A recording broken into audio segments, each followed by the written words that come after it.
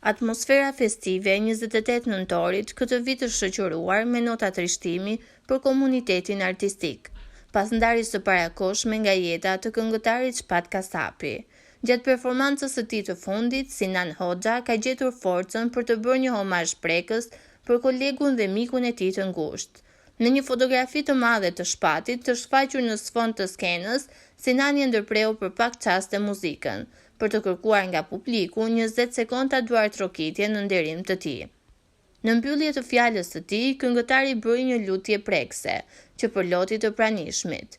Lut Allahun e Madh që ai të këndojë atje lart bashkë me ëngjëjt. Ky moment dëshmoi edhe një herë dhimbjen e madhe që ka lënë pas ikja e Shpatit, jo vetëm te familja, por edhe te kolegët që ndanë skenën me të për vite me radhë.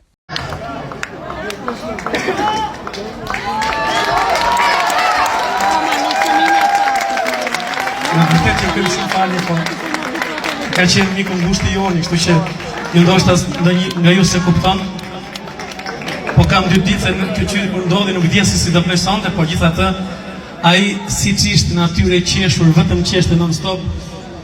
Unë do të thoj vetëm kaq që